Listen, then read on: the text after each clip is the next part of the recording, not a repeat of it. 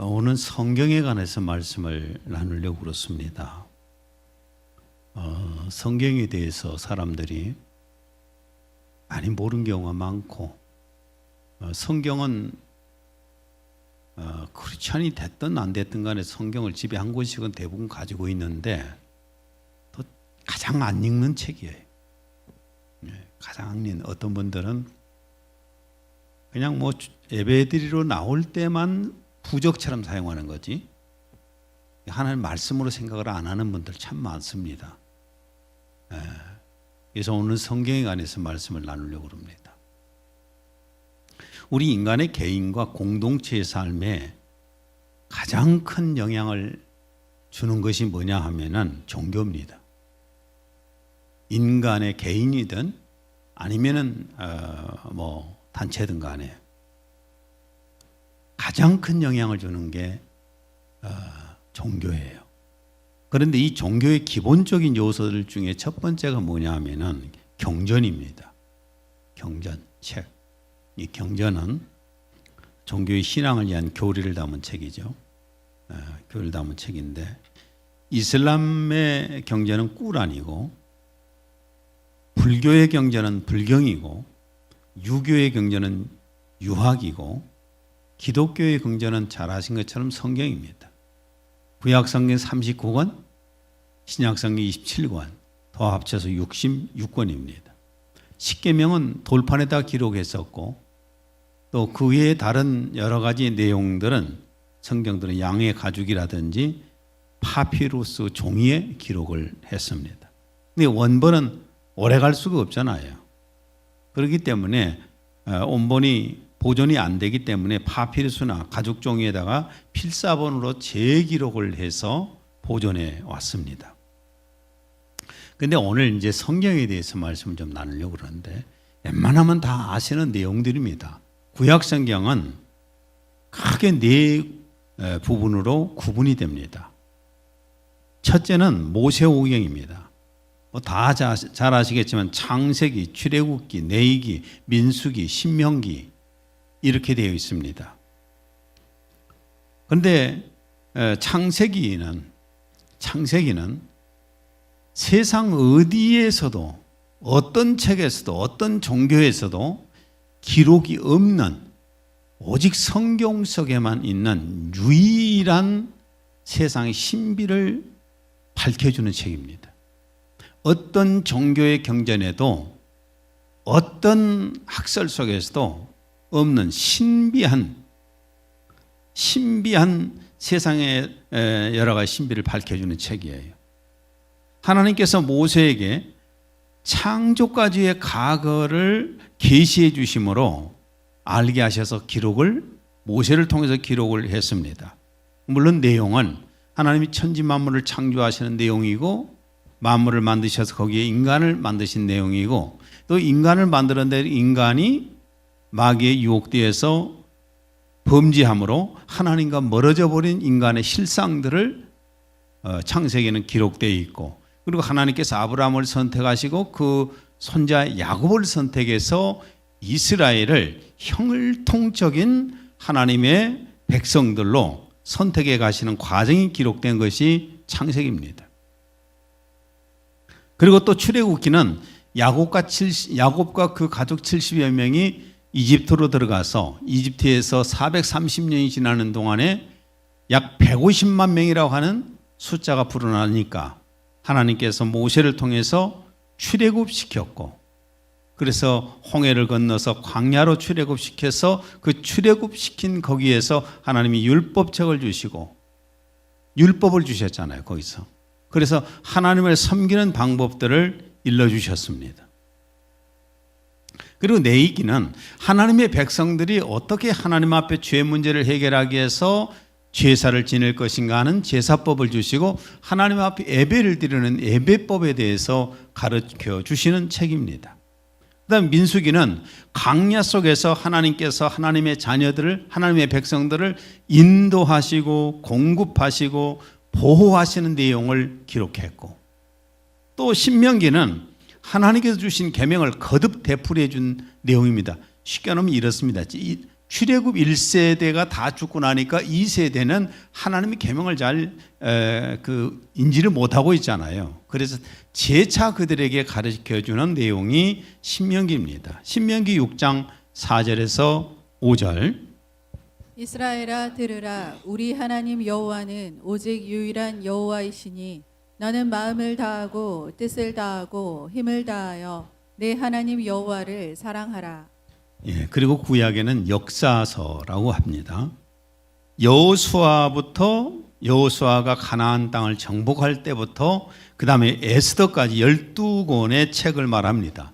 이스라엘이 가나안 땅을 정복하고 바벨론의 포로로 끌려가서 거기에서 포로 생활하는 기간까지를 다룬 것이 역사서라고 말합니다. 또한 지혜문학서, 지혜문학서인데 욥기, 시편, 잠언, 전도서, 아가서, 시와 지혜에 대해서 많이 기록되어 있는 그런 책입니다. 그 다음 네 번째가 애언서입니다.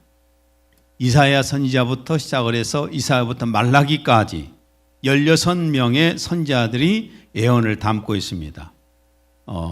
여러 가지 경고하고 회개를 촉구하고 앞으로 미래에 메시아를 보내주신다는 약속과 그리고 장차 이스라엘에게 주신다고 하는 그 왕국에 대해서, 메시아가 다스리는 왕국에 대해서 약속들을 주시는 내용이 애언서입니다.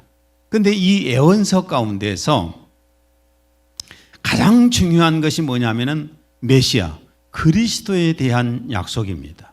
예수 그리스도를 보내주시겠다. 이거 약속입니다. 그런데 예수 그리스도를 보내주셨잖아요. 메시아를. 기독교에서는 메시아이신 예수 그리스도가 오셨다고 생각하기 때문에 구약, 옛 약속이라고 말합니다. 그러나 유대인들은 아직도 메시아가 오지 않았다고 생각을 하기 때문에 구약이라고 하지를 않고 히브리 성경이라고 그렇게 말합니다. 여기가 구약입니다. 여기까지가. 그럼 신약은 뭐냐 하면은 신약은 예수님 탄생 후의 일을 기록한 내용입니다. 예수님이 탄생하시는 때부터 기록된 것이 신약입니다. 신약의 내용을 보게 되면 사복음서라고 있잖아요. 사복음서 우리가 다 많이 읽었지 않습니까? 사복음서는 예수님의 행적과 가르침입니다. 그리고 예수님이 행하신 이적들, 그리고 예수님이 십자가에 죽으신 그 죽음, 부활, 승천까지 사복음서에 기록되어 있습니다. 요한복음 1장 17절. 율법은 모세로 말미암아 주어진 것이요 은혜와 진리는 예수 그리스도로 말미암아 온 것이라. 구약의 율법은 모세를 통해서 천사로부터 받았습니다. 천사를 통해서 모세에게 주어서 기록을 남겼지만은 그러나 은혜와 복음은, 은혜와 진리는 예수 그리스도를 통해서 우리에게 주신 것입니다. 예수님이 행하신 일들이 하나님의 은혜의 복음이에요. 그리고 예수님이 직접 하신 말씀이 다 진리의 말씀, 복음의 말씀이라고 하는 겁니다. 그리고 사도행전은 예수님이 부활 승천하신 후에 보혜사 성령님을 보내셨잖아요. 그래서 그 보혜사 성령님이 사람들에게 권능을 주셔서 당신의 교회를 이뤄가시는 얘기가, 그게 바로 사도행전입니다. 사도행전 1장 8절. 오직 성령이 너희에게 임하시면 너희가 권능을 받고 예루살렘과 온 유대와 사마리아와 땅끝까지 이르러 내 증인이 되리라. 성령님께서 사람을 쓰셔서 교회를 이뤄가시게 하신 거예요. 지금까지도 마찬가지입니다. 그리고 서신서는 21권의 서신서들이 있는데 바울이 보낸 거, 베드로가 보낸 거, 요한이 보낸 거, 유다가 보낸 거, 각 지방에 있는 교회들로 보낸 편지입니다. 그 당시에는 각 지역에 있는 교회들은 유대인들과 이방인들이 하나로 공동체를 이루고 있던 그런 때입니다. 그렇기 때문에 서로 간에 이 혼합체라서 맞질 않았어요.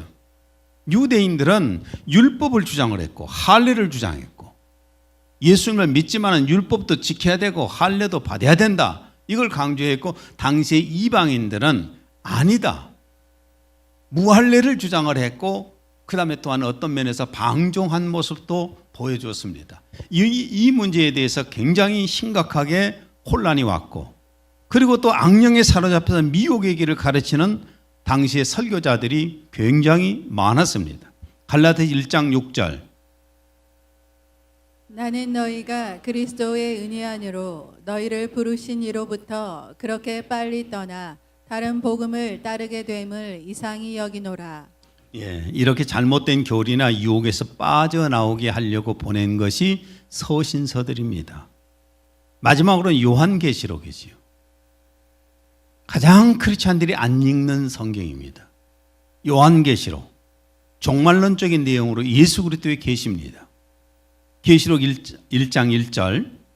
예수 그리스도의 계시라. 이는 하나님이 그에게 주사 반드시 속히 일어날 일들을 그 종들에게 보이시려고 그의 천사를 그 종 요한에게 보내어 알게 하신 것이라. 계시록에는 세상의 모든 어떤 종교의 창시자들도 알지 못하던 그런 내용, 앞으로 일어날 미래에 대해서 정확하게 계시해 주신 유일한 신비한 책입니다. 이 계시록은요, 앞으로 우리 인류가 어떻게 될 것인지를 다 적어놨어요. 근데 사람들이 안 믿으려고 하니까 문제지요. 오늘은 믿는데 내일을 안 믿으려고 그래요. 성경에 그렇게 누누이 기록을 해줬는데도 전혀 미래를 믿지 않으려고 합니다. 여기까지가 저는 서론으로 지금 말씀을 드렸습니다. 구약이 뭐고 신약이 뭔가에 대해서 말씀을 전했습니다. 성경은 어떻게 기록을 되었을까? 이슬람교의 꾸란은 7세기경에 무하마드가 알라에게 계시를 받았다는 내용이 꾸란입니다. 그 다음에 불교의 불경은 석가모니와 그 제자들의 가르침을 모아놓은 여러 가지의 교훈과 사상을 불경이라고 합니다. 그리고 유교의 유학은 공자와 그 제자들의 윤리관과 사상을 적어놓은 거예요. 그럼 기독교의 성경은 어떻게 기록되었을까? 이렇게 그 제자들이 기록을 했고 뭐 이렇게 했지 않습니까? 근데 우리 기독교의 이 성경은 과연 어떻게 기록되었을까? 오늘 본문 20절, 21절. 먼저 이것을 알지니 성경의 어떤 예언도 사사로운 해석에서 나온 것이 아니니 예언은 예전에 사람의 뜻에서 나온 것이 아니요 오직 하나님의 거룩한 사람들이 성령으로 감동을 받아 말한 것이니라. 하나님의 거룩한 사람들이 하나님의 성령으로 감동되어서 기록한 내용이 성경이라는 겁니다. 창세기는 기원전 1400년경, 그러니까 지금으로부터 약 3400년경 전에 모세에 의해서 기록되었고, 구약 마지막 말라기는 약 1000년에 걸쳐서, 그러니까 창세기부터 말라기까지 한 1000년에 거쳐서 기록을 했습니다. 그리고 신약의 마지막인 계시록은 AD 90년경에 사도 요한에 의해서 기록되었습니다. 신약 성경은 한 10명 정도, 대략 10명 정도가 성령의 감동을 받아서 50년 동안을 기록을 했습니다. 여기 이 성경을 기록한 하나님의 사람들은 학자, 정치인, 농부, 어부 각각 다른 시대, 다른 분야의 40여 명을 통해서 약 1600년 동안에 기록된 것이 성경입니다. 1600년 동안에 베리벨 사람들을 통해서 각 지역에서 살고 각 시대에 살던 사람들을, 각종 직업을 가지고 있던 사람들을 통해서 기록된 것이 성경이에요. 그렇다면 주제가 맞을까요, 안 맞을까요? 주인공이 맞을까요, 안 맞을까요? 우리가 장편소설을요, 장편소설을 10권만 장편소설을 써도 우리는 대작가라고 불립니다. 장편소설을 10권을 쓰면, 여러분 소설이라는 것도 뭐냐면 주제가 확실해야 되잖아요. 주인공도 확실해야 되잖아요. 그러면서 말을 만들어가는 거거든요, 이야기를. 근데 이거는 성경은 1600년 동안에 1600년 동안에 각 다른 시대에 사는 사람들이, 각 다른 나라에서 사는 사람들이, 각종 다른 직업을 가지고 있는 사람들, 혼자 쓴 것이 아니라 40명이 기록을 했는데 주제가 하나예요. 주인공이 한 명이에요. 이 성령님께서 하셨기 때문이죠. 성령님께서. 예를 들어서 오늘 여기 계신 모든 분들에게 제가 어떤 한 가지 주제를 가지고 글을 쓰라고 그러면은 다 그렇게 써야 되잖아요. 그 주제로. 그 주제가 아닌 것은 다 빼버리고 주제에 맞는 것만 갖다가 쓸 수 있지요. 그런 것처럼 성령님께서 사람들을 감동을 시켜서 똑같은 주제로, 한 가지의 주제로 똑같은 주인공으로 기록을 하게 만든 것이 성경이라는 겁니다. 인간이 볼 때는 기적이죠. 기적도 일어날 수도 없는 일이에요. 그렇지만 하나님께서 하실 때에는 어려운 일이 아니잖아요. 이렇게 성령님께서 1600년 동안 40명의 각기 다른 시대의 다른 사람들, 다른 직업의 사람들을 감동시켜서 성경을 기록하게 하신 목적이 뭘까? 그 목적이 뭘까? 구약 성경은 예수 그리스도가 주인공입니다. 예수 그리스도가 주인공이고 구약 성경의 주제는 예수 그리스도, 즉 메시아를 보내주시겠다는 것이 주제입니다. 요한복음 5장 39절. 너희가 성경에서 영생을 얻는 줄 생각하고 성경을 연구하거니와 이 성경이 곧 내게 대하여 증언하는 것이니라. 누가복음 24장 27절. 모세와 모든 선지자들로부터 시작하여 자신에 관하여 모든 성경에 있는 것들을 그들에게 설명하시더라. 구약 성경의 모든 성경이 누구에 대해서 썼다고요? 예수 그리스도에 대해서. 주인공이 예수님이에요. 어떻게 이렇게 그 오랜 긴 시간 동안에 각 다른 시대에 다른 사람들이, 다른 업종의 사람들이 기록을 했는데 어떻게 똑같은 주제가 나오고 똑같이 주인공이 예수 그리스도냔 말이죠. 사람이 기록한 것이 아니잖아요. 이 주제와 약속대로 예수 그리스도가 오셨습니다. 마태복음 1장 21절 23절. 아들을 낳으리니 이름을 예수라 하라. 이는 그가 자기 백성을 그들의 죄에서 구원할 자이심이라 하니라. 보라, 처녀가 잉태하여 아들을 낳을 것이요 그의 이름은 임마누엘이라 하리라 하셨으니 이를 번역한즉 하나님이 우리와 함께 계시다 함이라. 말씀 하나님, 성자 하나님이 사람이 되어서 우리 가운데 오셨어요. 그래서 그 약속이 이루어진 겁니다. 요한복음 1장 18절. 본래 하나님을 본 사람이 없으되 아버지 품속에 있는 독생하신 하나님이 나타내셨느니라. 예수님은 곧 하나님이시잖아요. 그러면은 신약 성경의 주제는 무엇일까?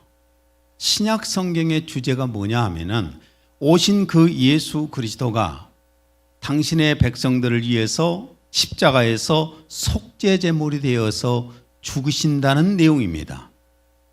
그리고 그 예수님을 구주로 믿어서 생명을 얻게 한다는 주제입니다.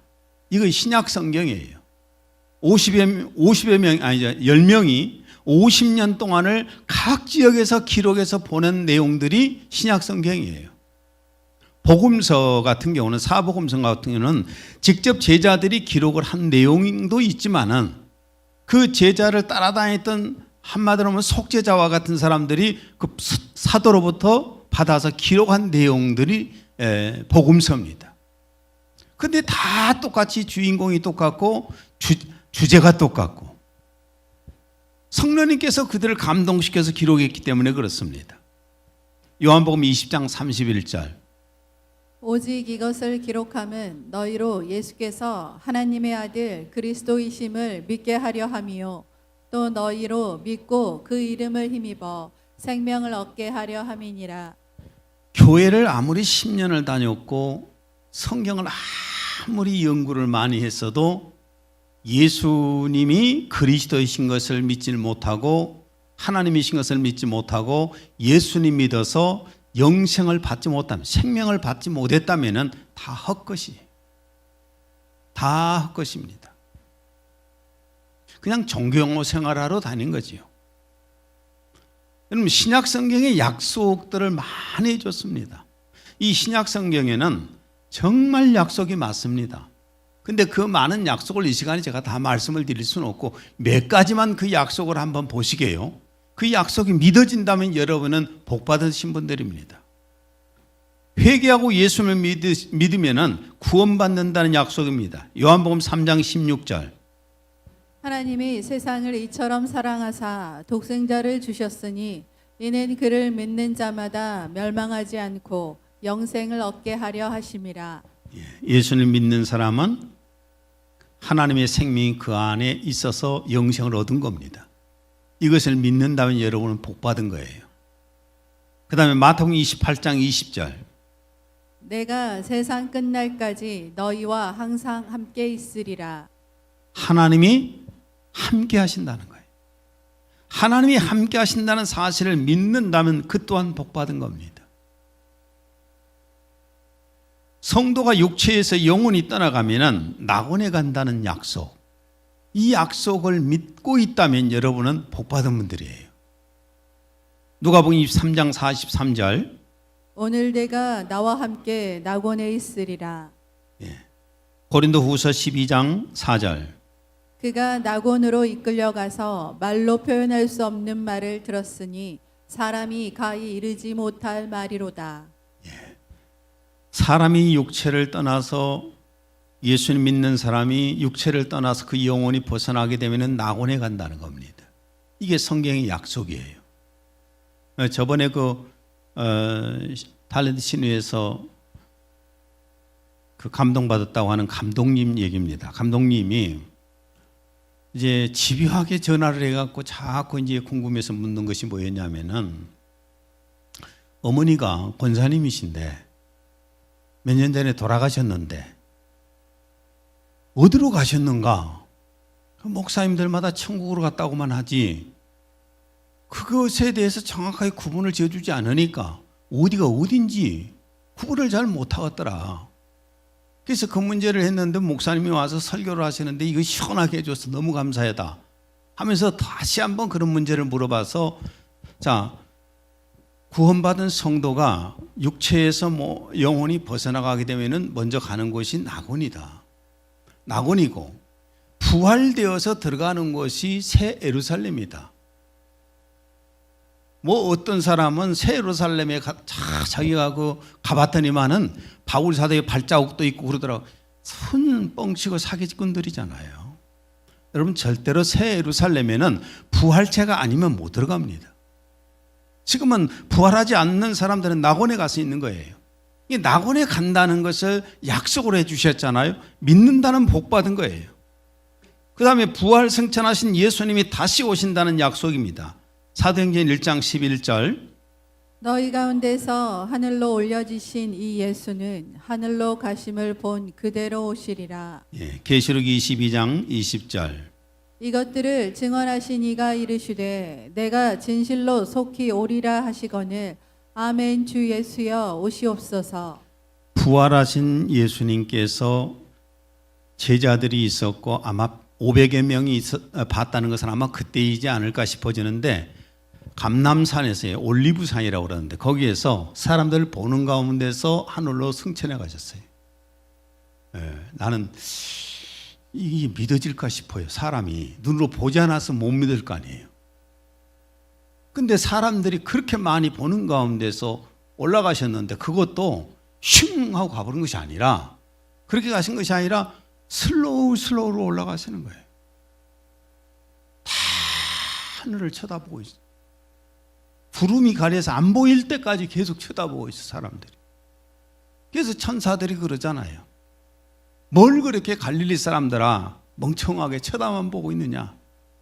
너희가 본 그대로 가신 예수 그리스도는 본 그대로 오시리라. 이것을 믿는 게 굉장한 복이 있는 거예요. 그래서 성경 마지막인 계시록 끝에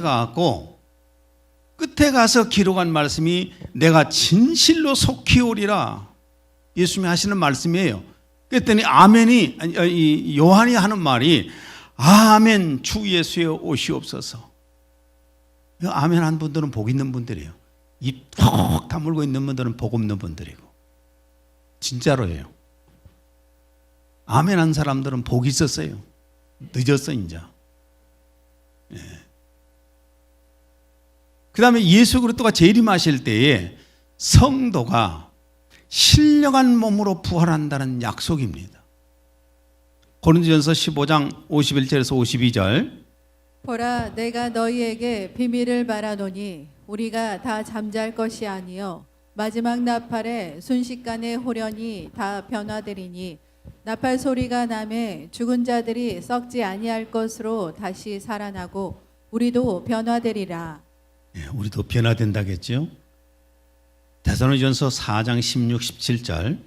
주께서 호령과 천사장의 소리와 하나님의 나팔 소리로 친히 하늘로부터 강림하시리니 그리스도 안에서 죽은 자들이 먼저 일어나고 그 후에 우리 살아남은 자들도 그들과 함께 구름 속으로 끌어올려 공중에서 주를 영접하게 하시리니 그리하여 우리가 항상 주와 함께 있으리라. 성도가 성령에 의해서 신령한 몸으로 부활되어서 예수님 오실 때요, 부활되어서 주님 앞에 가게 되고, 낙원에 있는 사람들은 신령한 몸으로 부활되어서 주님이 데리고 오신다고 했잖아요. 이게 믿어진다면은 여러분은 복 받으신 분들이에요. 성도가 신령한 몸으로 부활한 후에는 새 예루살렘 성에서 살 것을 약속합니다. 성경은요, 계시록 21장 2절에 4절. 또 내가 봄에 거룩한 성 새 예루살렘이 하나님께로부터 하늘에서 내려오니 그 준비한 것이 신부가 남편을 위하여 단장한 것 같더라. 내가 들으니 보좌에서 큰 음성이 나서 이르되 보라, 하나님의 장막이 사람들과 함께 있음에 하나님이 그들과 함께 계시리니 그들은 하나님의 백성이 되고 하나님은 친히 그들과 함께 계셔서 모든 눈물을 그 눈에서 닦아주시니 다시는 사망이 없고 애통하는 것이나 곡하는 것이나 아픈 것이 다시 있지 아니하리니 처음 것들이 다 지나갔음이러라. 보세요. 성경에는 안 읽어서들 그렇지, 성경에는 예수를 믿고 하나님의 생명을 얻어서 성도가 된 사람이 이 세상을 떠날 때에, 육체에서 떠날 때에 그 영혼이 낙원에 가서 살게 되는데, 그 낙원은 말로 표현할 수 없이 아름다운 곳이에요. 거기에 살고 있고, 그리고 예수 그리스도가 다시 재림해 오실 때에 이 땅에 있는 성도들도 부활되어서 주님 앞에 가고, 그 낙원에 있는 성도들도 부활되어서 주님께 만나서 서로 우리가 만나게 되고, 그리고 어디로 간다고요? 신령한 몸으로 부활되어서 가는 곳이 어디냐 하면은 새 예루살렘 성이라는 겁니다. 그 새 예루살렘 성에 가서 살게 된다는 겁니다. 뻥이 아닙니다. 소설이 아닙니다. 하나님께서 약속하신 겁니다. 예수 그리스도가 직접 계시하신 겁니다. 이걸 안 믿는다면은 교회 다닐 필요 없어요. 뭐하러 다녀요? 시간 아깝게. 그렇잖아요? 이런 거 안 믿는데 뭐 하는데 교회를 다녀요? 얼마나 오늘 여름 바캉스 다니고 얼마나 집에서 러닝샷만 입어도 되고 안 입어도 되고 들어넣어 있으면 얼마나 좋아요. 근데 오늘 차례 있고 때 빼고 강 내고 예배 드리러 왔잖아요. 시간 빼갖고 이 멀리까지들 왜 옵니까? 믿기 때문이에요. 믿고 있다면 여러분은 복 받았어요. 마지막으로, 그렇다면 이 성경을 읽어야 되잖아요. 이렇게 많은 약속이 있는데 성경 한 줄을 읽지 않고 하루를 보내고 있다면은 안 믿는 거예요, 사실은. 나 바빠서 먹고 살라고 나가서 일은 열심히 하면서 성경 읽을 시간이 없다고. 성경 속에는 정말 수많은 약속들을 해놨는데요. 성경을 읽고 성경이 깨달아지고 믿어지려면 그럼 어떻게 해야 될 것인가? 그냥 막 성경 읽는다고 깨달아진 것은 아니에요. 성경을 읽고 어떻게 해야 될 것인가? 오늘 21절. 예언은 언제든지 사람의 뜻으로 낸 것이 아니요 오직 성령의 감동하심을 받은 사람들이 하나님께 받아 말한 것임이라. 디모데후서 3장 16절. 모든 성경은 하나님의 감동으로 된 것으로. 성경은 하나님의 사람들이 하나님의 성령의 감동을 받아서 기록을 했다는 겁니다.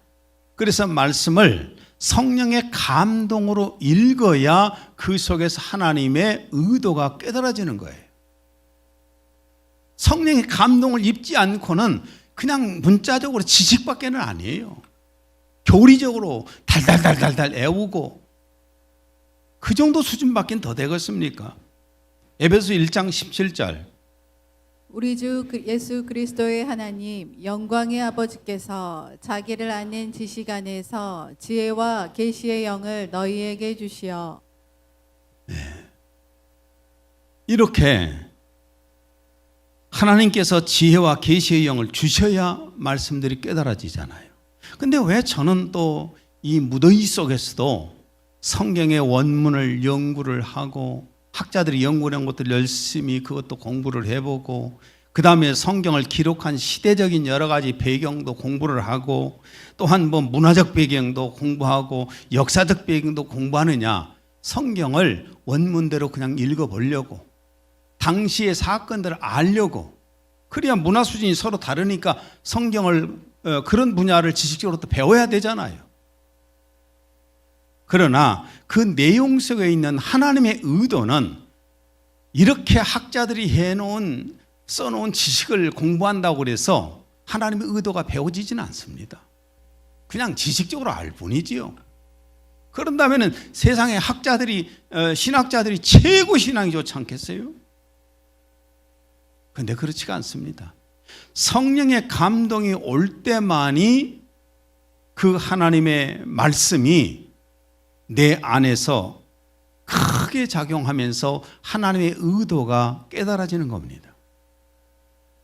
여러분, 하나님의 말씀은 제가 지금까지 성경을 읽어보니까 양파 껍질을 벗긴 것 같아요. 늘 알고 있는 그 말씀인데도 신학이나 교리로 아니라 기도하면서 성령의 감동을 통해서 말씀을 내가 읽고 깨닫기 시작하면은요, 양파 껍질을 벗기는 것처럼 벗겨갈수록 속살이 드러나오잖아요. 말씀을 깨달아가면 깨달아갈수록 하나님의 의도가 보이기 시작합니다. 그래서 우리가 기도하면서 성령의 감동으로 성경을 읽어야 된다는 겁니다. 그 다음에 성령의 감동받지 않는 성경의 지식은, 하나님의 말씀은요, 전혀 변화가 오지 않습니다. 사람이 변화가 일어나질 않아요. 태어날 때부터 갖고 있는 그 기질, 성분 그냥 그대로 살아. 바뀌지도 않아, 이 사람은. 그 철학 가지고 사는 거예요. 그런데 성령의 감동으로 읽을 때 사람을 변화시키는 능력이 있어요. 히브리서 4장 12절을 다시 한번 읽습니다. 하나님의 말씀은 살아있고 활력이 있어 양날이 있는 어떤 칼보다도 예리하여 혼과 영 그리고 관절과 골수를 찔러 가르고 마음의 생각들과 의도들을 판별하느니라. 하나님의 말씀이 성령의 감동으로 내 안에 들어올 때 죽은 영이 살아납니다. 마음의 병도 치유됩니다. 육체의 질병도 낫게 됩니다. 그리고 성령의 감동으로 하나님의 말씀을 내 안에 받을 때에 내 삶이 성령의 이끌림 받아서 변화가 일어나기 시작합니다. 제가 예수님 믿고 정말 밤 2시, 3시까지 성경을 읽었다고 했잖아요. 그렇게 성경을 읽으면서 제 자신이 변화되기 시작하죠. 저도 지금하고 똑같지 않아요. 우리 엘리미가 엊그저께 이렇게 오다가 하는 말이 그러더라고. 할아버지 같이 화도 안 내고 뭐 어쩌고 저쩌고 막 이렇게 말을 표현하는데, 태어날 때부터 이런 사람 아니에요. 저도 굉장히 고약스러운 면이 많이 있었어요. 근데 성경 하나님의 말씀을 읽기 시작하면서 그 말씀이 성령의 감동으로 오니까 변화가 일어나는 거예요.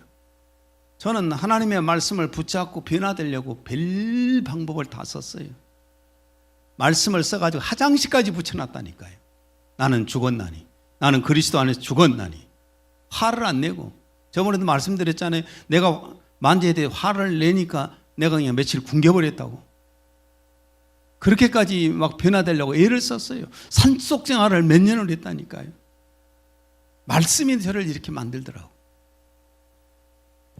일본 사람 중에 도모다카 시모지라고 하는 사람이 있습니다. 이 사람은 사형수입니다. 아주 그냥 악랄하게 살았던 사람인데, 일본 정부가 모든 사형수들을 일본의 북해도에 있는 탄강촌에다 보내가지고 죽을 때까지 중노동을 시키는 거예요.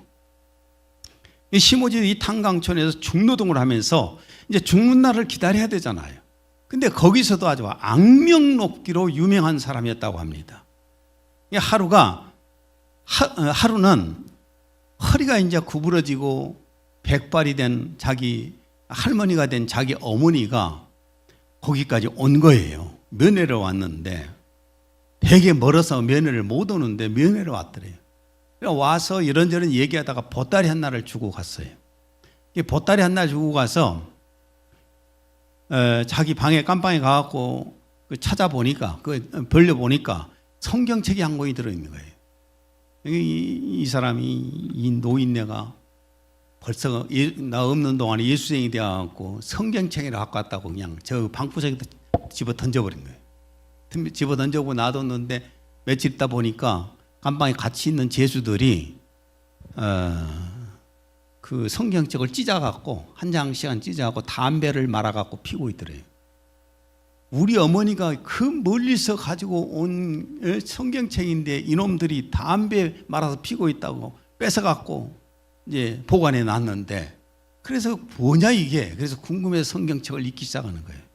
성경을 읽는데 성경이 자석처럼 끌려들기 시작하면서 거기에서 눈을 뗄 수가 없는 거예요. 그래서 이 사람이 일하고 잠잘 때 빼놓고는 성경을 읽기 시작했답니다.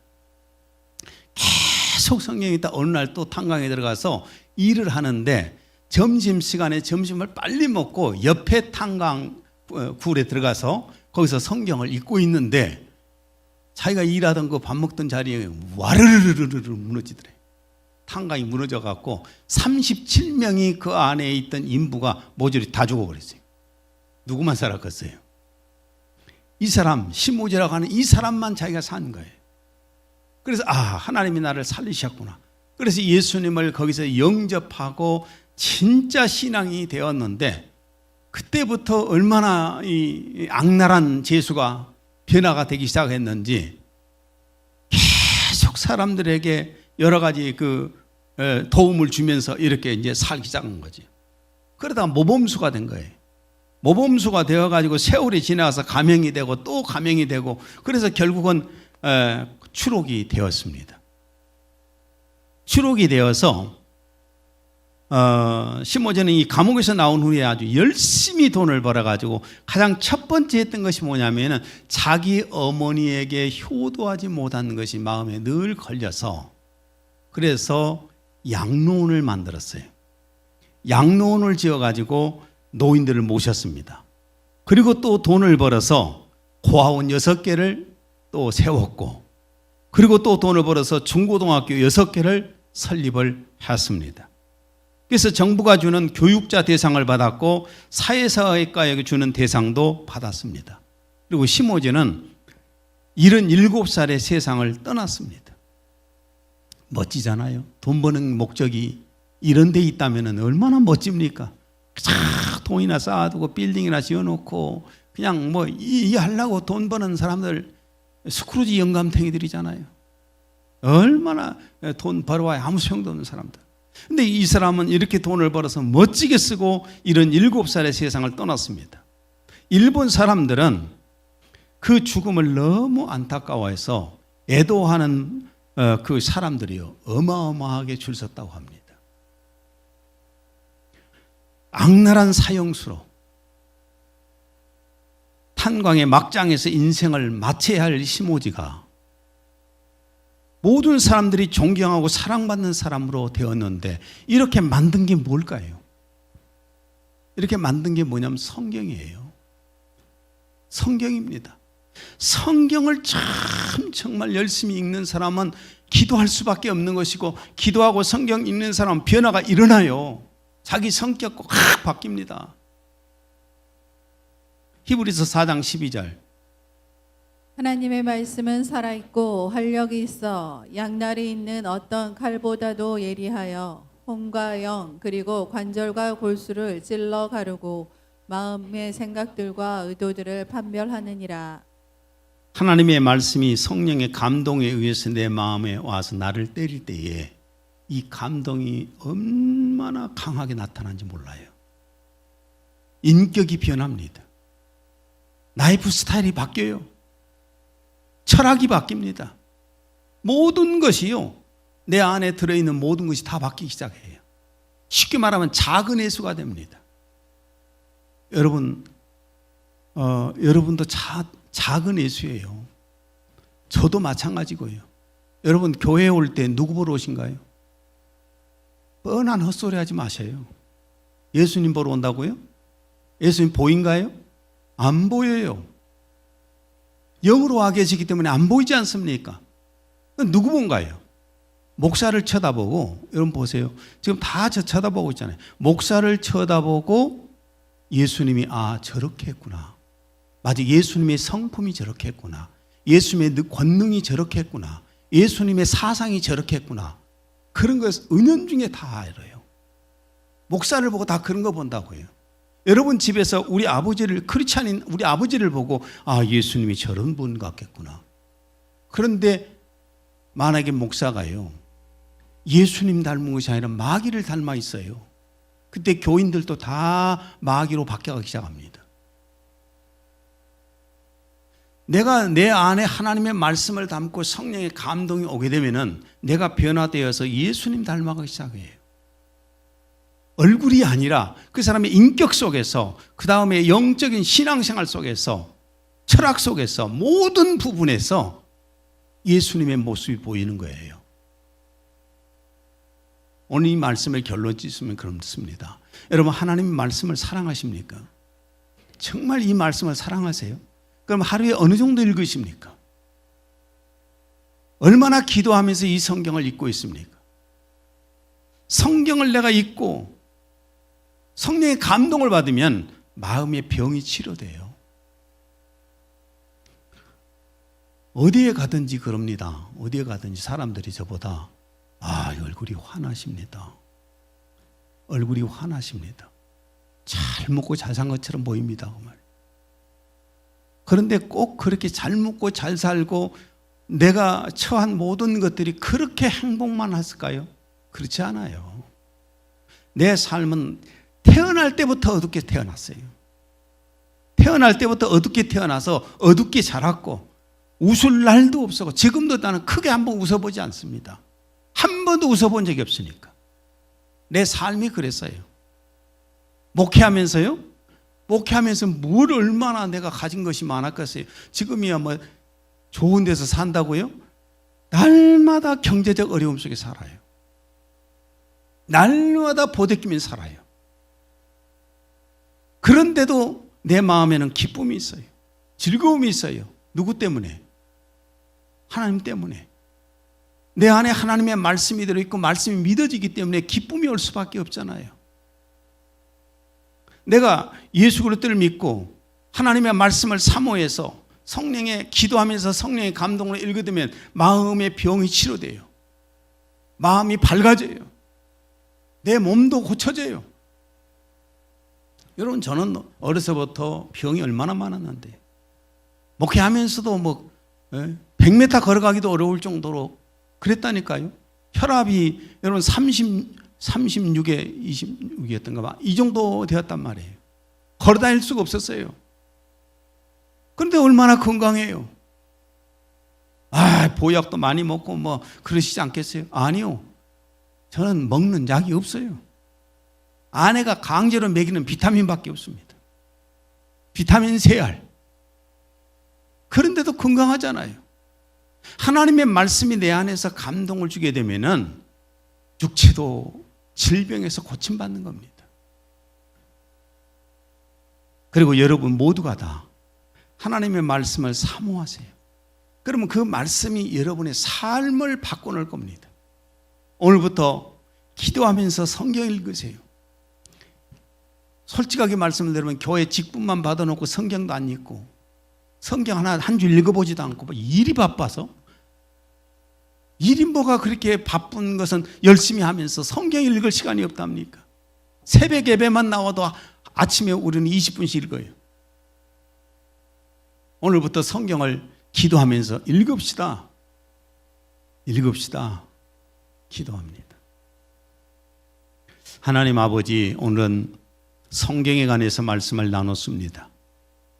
성경에 있는 내용이 하나님의 말씀이라고 우리는 말하면서도 그저 한쪽 편에다가 버려두고 있습니다. 읽지를 않습니다. 하나님의 말씀으로 믿어지지 않기 때문입니다.